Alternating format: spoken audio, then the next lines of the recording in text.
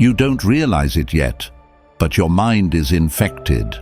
Overthinking has burrowed deep, like a parasite clinging to your every thought, warping reality, feeding off your fears. It multiplies, spreading through every corner of your brain, suffocating your clarity, and you let it.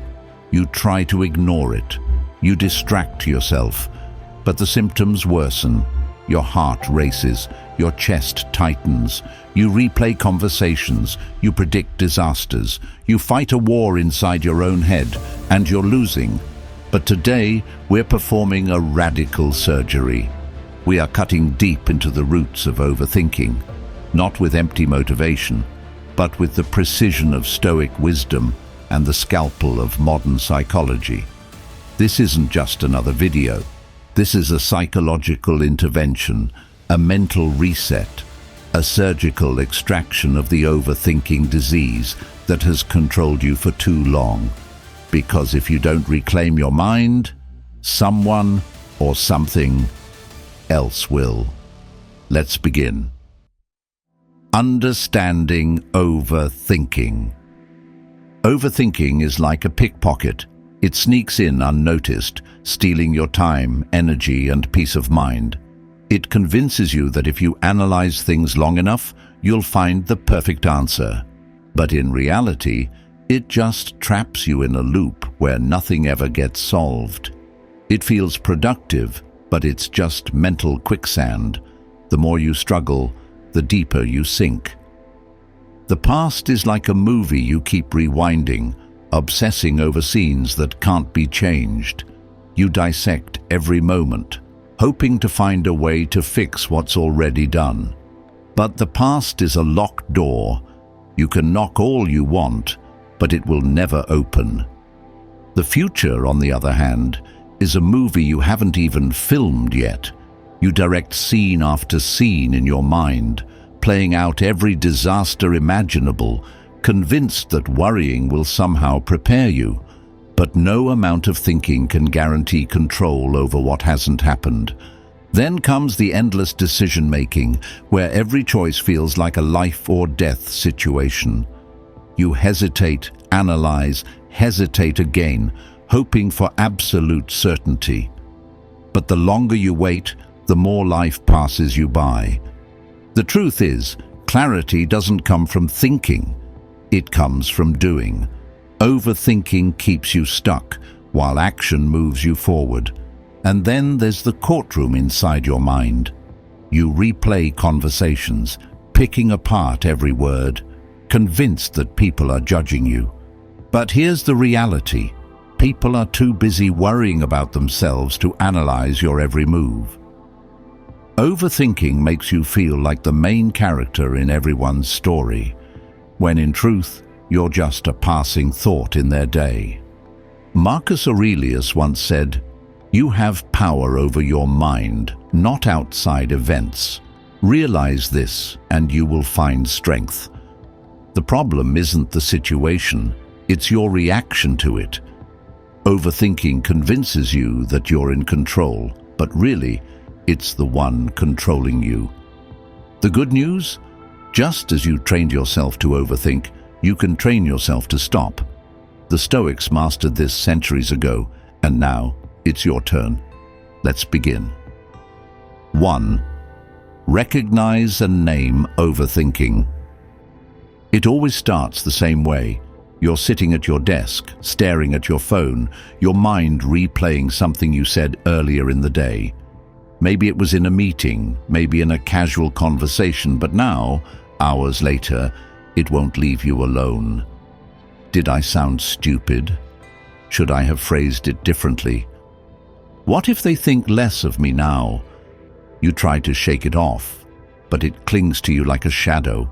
Minutes turn into hours, and soon you've spent half the day fighting a battle that only exists in your head. Emma, a close friend of mine, used to struggle with this constantly. She would sit at the dinner table with us, laughing one moment, then falling silent the next. We all knew what was happening. She was lost, somewhere deep in the trenches of her own thoughts. One night, I finally asked, "Emma, what's going on in there?" She hesitated before saying, "I think I messed up at work today. My boss gave me this weird look, and now I can't stop thinking about it." I leaned in. "And what's your brain telling you?" "That he's probably rethinking hiring me. That maybe I don't belong there." I nodded. "And what's the actual reality?" She was quiet for a second, then sighed. "He could have just been tired, or thinking about something else, or maybe it wasn't even a look." Exactly. This is what overthinking does. It creates stories, traps you inside them, and convinces you they're real. But here's the secret. The moment you catch yourself overthinking, you weaken its grip. That's why the first and most important step is simple: recognize and name it. The Stoics understood this long before modern psychology gave it a name. Epictetus once said, "If someone succeeds in provoking you, realize that your mind is complicit in the provocation." The same applies to overthinking. The problem isn't the thought itself, it's that we feed it, nurture it, and allow it to spiral. The next time you feel yourself getting pulled into an overthinking loop, say it out loud: "I'm overthinking." It might feel strange at first, but this single act creates a mental pause, a moment of clarity where you separate yourself from the thought. If you struggle with catching it, set an hourly reminder on your phone. Am I overthinking right now? Even better, ask a trusted friend or partner to call you out when they notice you spiraling. The moment Emma started doing this, things changed. She didn't stop overthinking overnight, but she caught herself faster, and each time she pulled herself out a little sooner. Overthinking is like standing in front of a broken radio, twisting the knobs, hoping the static will turn into music. But no amount of adjusting will change the fact that it's just noise. The sooner you recognize it, the sooner you can turn it off and move on. 2. Visualize overthinking as an external force. Liam sat at his desk, staring blankly at the screen in front of him. His fingers hovered over the keyboard, but his mind was somewhere else, looping through a conversation he had earlier that day. Did I say something wrong? What if they misunderstood? Should I have phrased it differently? He let out a frustrated sigh, rubbing his temples. Why can't I just let this go? I caught him zoning out during lunch and nudged him. "You're stuck in your head again, aren't you?" He exhaled sharply, shaking his head. I know, but it's like I can't stop. My thoughts just keep circling." I leaned forward. "You're treating them like they belong to you. But what if they don't?" The biggest mistake we make is believing every thought that enters our mind is ours to keep. Overthinking feels personal, like a deep part of who we are, but in reality, it's just noise, passing through, like a song playing on a radio in another room. The problem isn't the thought itself, it's the fact that we grab onto it, replay it, and make it heavier than it needs to be. The Stoics understood this long before modern psychology gave it a name. Epictetus once said, "Don't let your thoughts run away with you. Keep them tethered with reason. Overthinking only has power when you let it control the reins." But what if, instead of trying to stop the thoughts, you change the way you see them?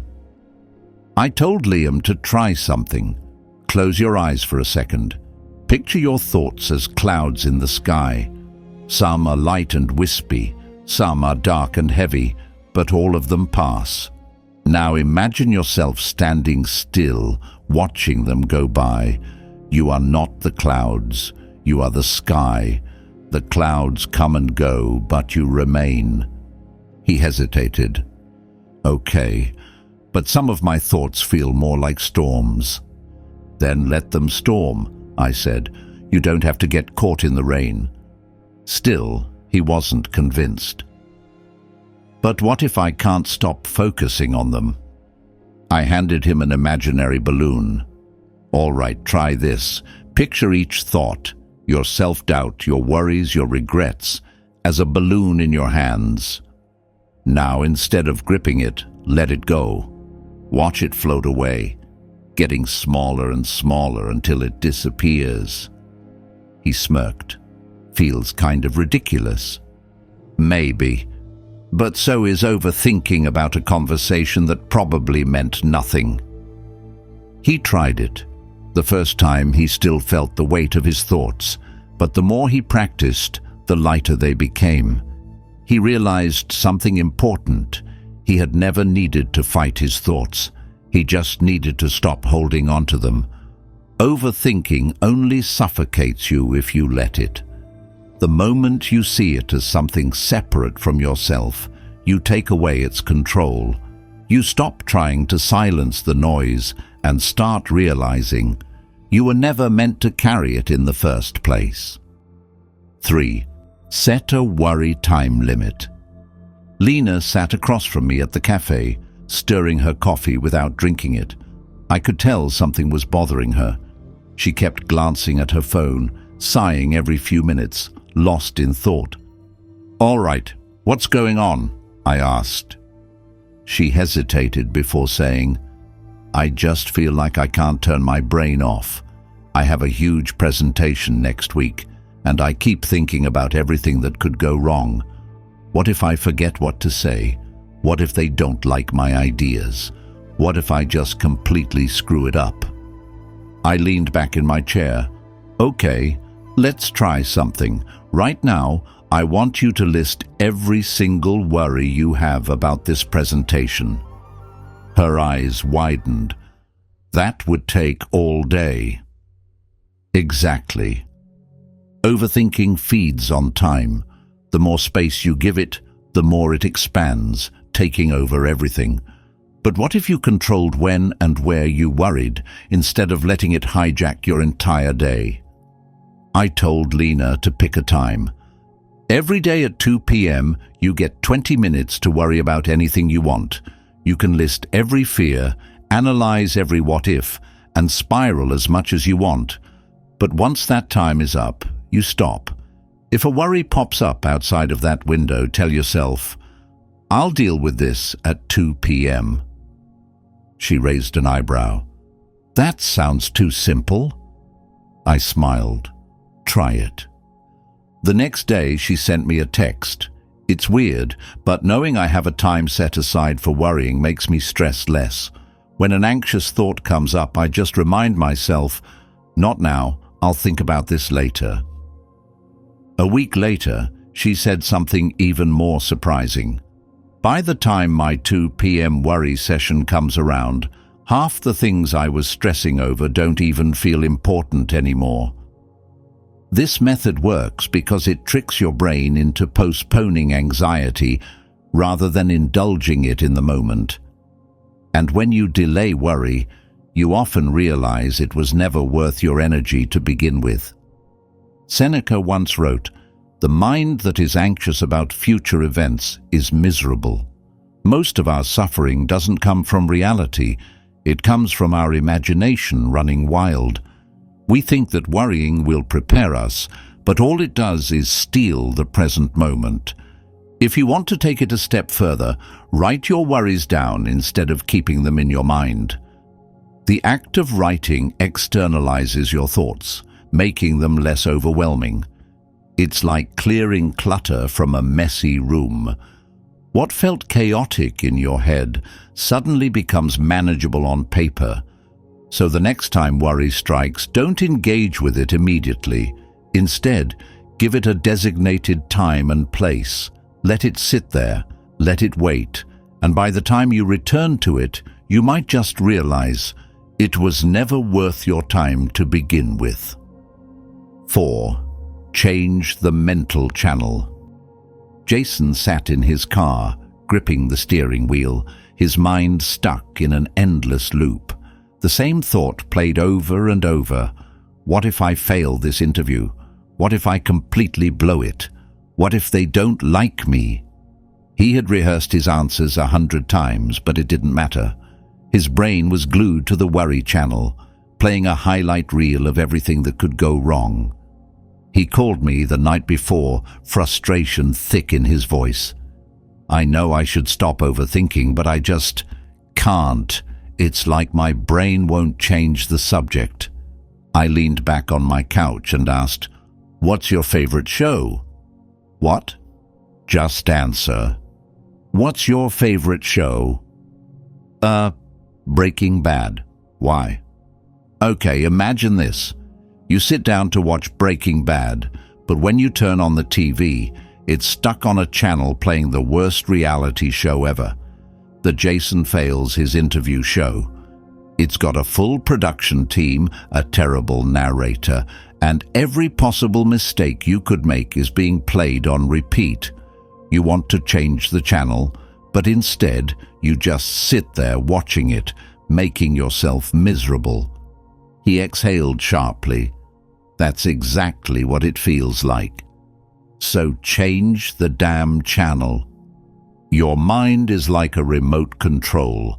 You don't have to stay stuck on the worry channel. You can switch to the action channel at any time. Instead of, 'Why is this happening?' ask, 'What can I do about it?' Instead of replaying the worst-case scenario, start preparing for success." I told Jason to do something radical.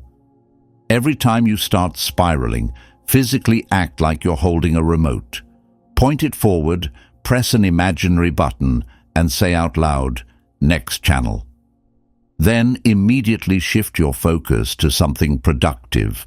Review your notes, practice your introduction, or even take a deep breath and remind yourself you are ready. At first, he laughed. "You seriously want me to act like I'm holding a remote?" "Trust me, it sounds dumb, but it works." And it did. The next day, after his interview, he called me back, his voice lighter. "Dude, the remote thing? Genius. Every time I felt anxiety creeping in, I literally pressed an imaginary button and it snapped me out of it. Instead of drowning in what-ifs, I kept reminding myself of what I could control. And guess what? The interview went great. This is the trick. Overthinking is just a mental program running on repeat, but just because it's playing doesn't mean you have to watch it.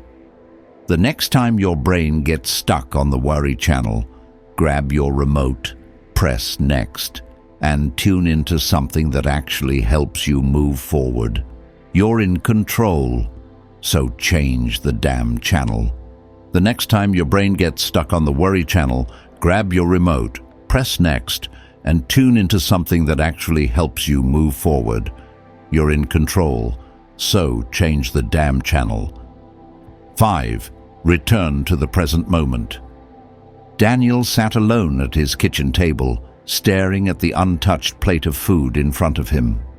His appetite was gone, not because he wasn't hungry, but because his mind was elsewhere.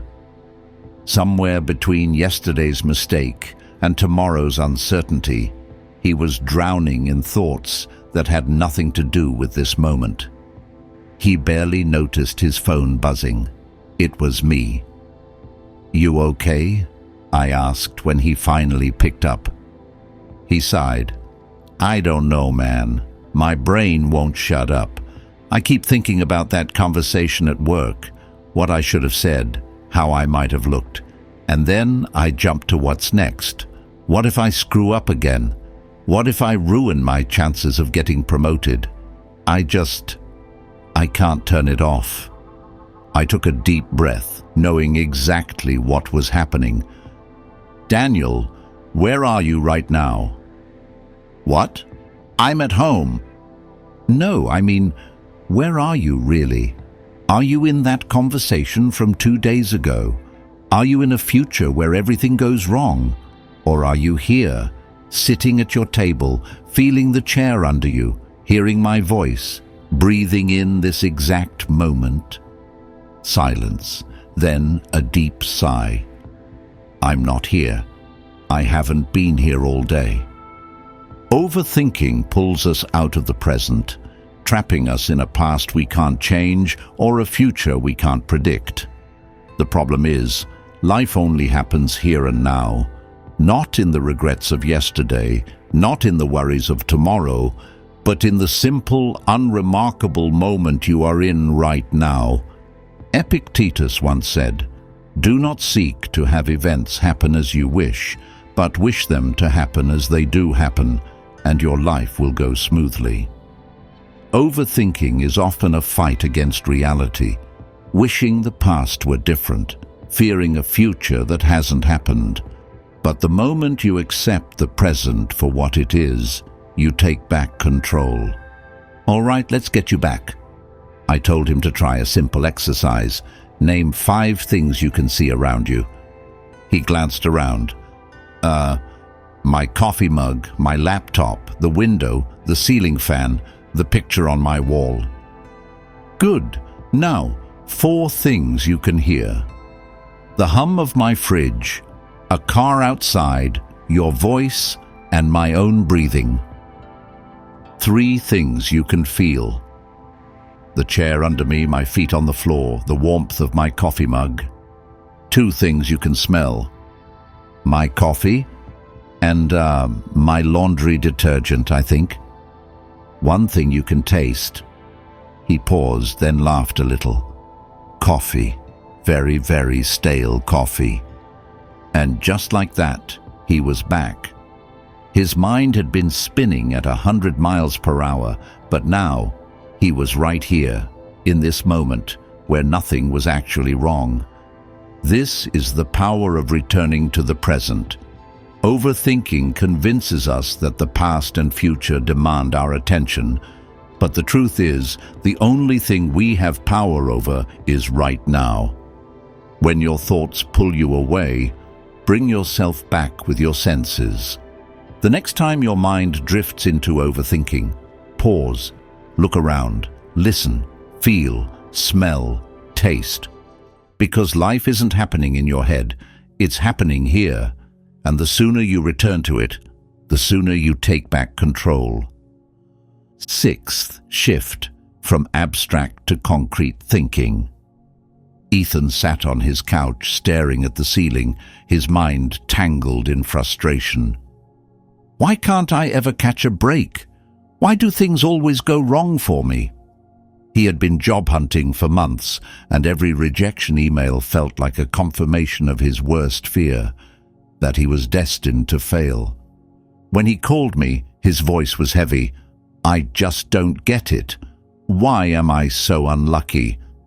I sighed. Ethan, I want you to notice something.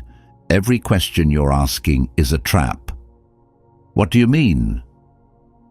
You keep asking why, but what answer are you hoping to get? Do you want your brain to magically give you a perfect explanation for why life is unfair? Because all it's doing is feeding you reasons to stay stuck. Overthinking loves vague and abstract questions because they have no real answers. Your brain wants certainty, but when you ask things like, "Why am I not good enough?" or "Why does this always happen to me?" you set yourself up to find excuses instead of solutions. I told Ethan, let's do an experiment. Instead of asking a question you can't control, ask a question you can act on. So instead of, "Why am I unlucky?" ask, "What is one small step I can take right now?" He was quiet for a moment. I guess I could update my resume or reach out to someone in my network. Exactly. You went from being stuck in a loop to actually thinking forward.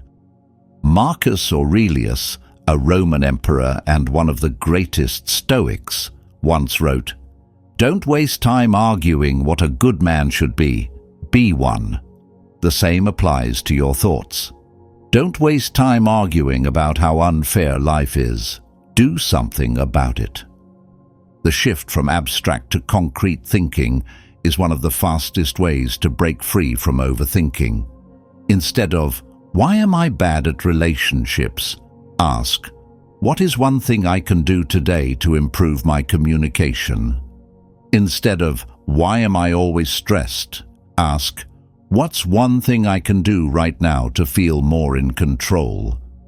Ethan didn't change his life overnight, but what he did do was stop letting his mind pull him into useless questions.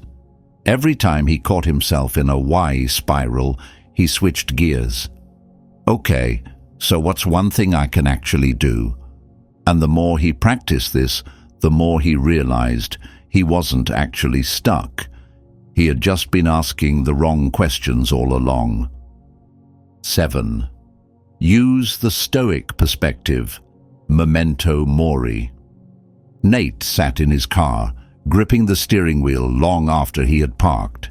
His mind was spinning, replaying the meeting that had just ended. He had stumbled over his words, hesitated when answering a question, and now he was convinced that everyone in the room thought he was incompetent. By the time he called me, his thoughts had spiraled into something much bigger. I just ruined my reputation at work. What if they stop trusting me? What if I never recover from this? What if I lose my job? I let him vent for a minute before asking a simple question. "Nate, will this matter a year from now?" He went silent. I don't know. Think about it. A year from now, will anyone even remember this meeting? More silence, then a sigh. Probably not. Overthinking tricks you into believing that every mistake, every awkward moment, every minor setback is life-altering. But the reality, most of the things that stress us out are completely insignificant in the long run. The Stoics had a powerful way of keeping this perspective. Memento Mori, remember that you will die. At first, that might sound grim, but it's actually one of the most freeing thoughts you can have. When you remember that life is short, you stop wasting time worrying about things that won't matter in the end. Seneca once wrote, "We suffer more in imagination than in reality. Most of the things we fear never even happen. We replay worst-case scenarios in our heads, convincing ourselves that disaster is inevitable, when in truth we're just torturing ourselves with thoughts." I told Nate, "Imagine yourself 5 years from now looking back at today. Will this moment have made or broken your life?" He let out a small laugh. "Not a chance." Exactly. So why are you giving it that power now? Overthinking magnifies the unimportant. It makes a single bad moment feel like a permanent stain on your life.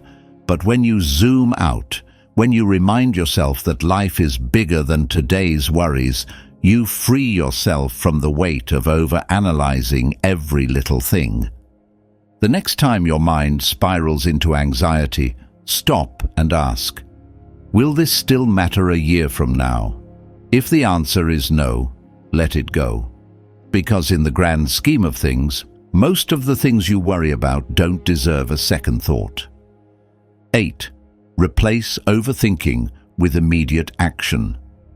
Michael sat in front of his laptop, staring at the blank screen.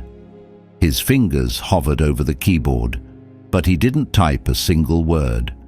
The deadline for his project was looming, and instead of working, his brain was trapped in a loop of overthinking. What if I don't get this right? What if my idea isn't good enough? What if I fail? He wasn't doing the task. He was thinking about doing the task, which is exactly where overthinking thrives. By the time he called me, frustration had taken over. I've been sitting here for 2 hours, and I haven't written a single thing. The more I think about it, the harder it feels to even start. I smiled. Perfect. That means it's time to stop thinking and start moving. Overthinking paralyzes action. It makes a simple task feel overwhelming because instead of focusing on the first small step, your mind is already calculating every possible outcome. The solution?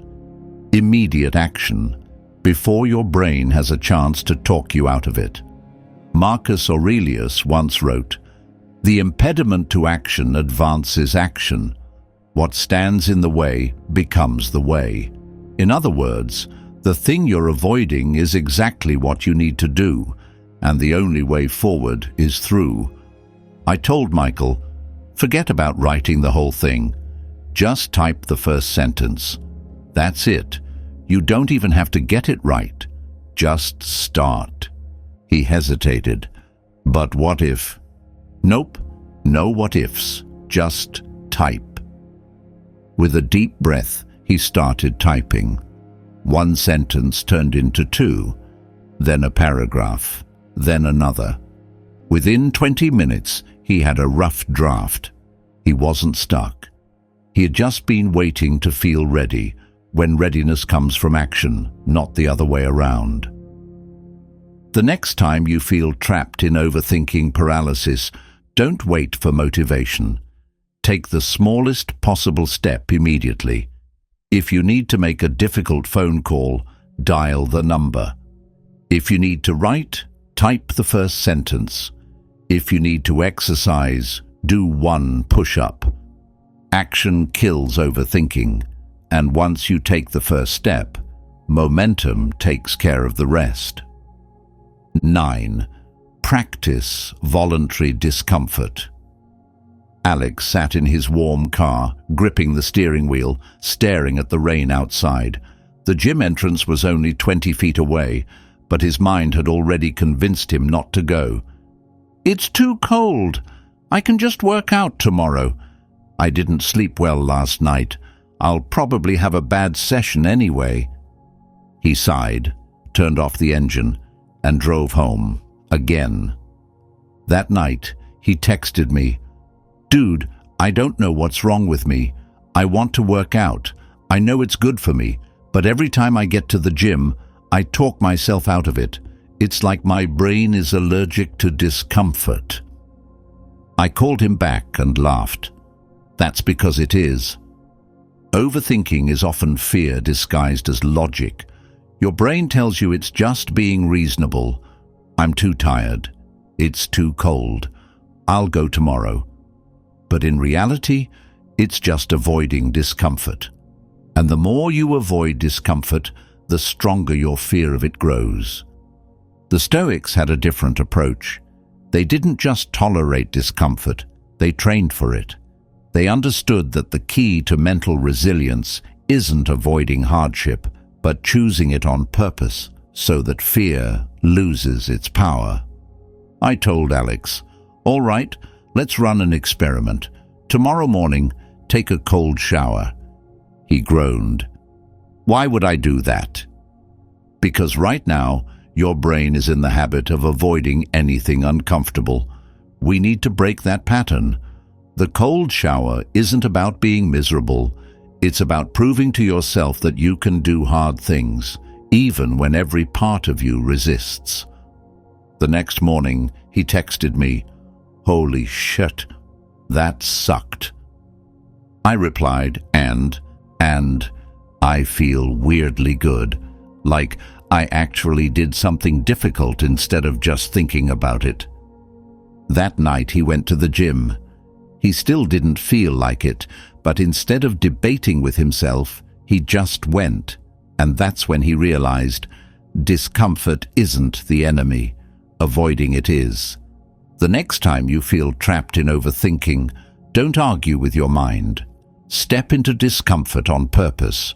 Take a cold shower. Sleep without a pillow. Walk instead of driving.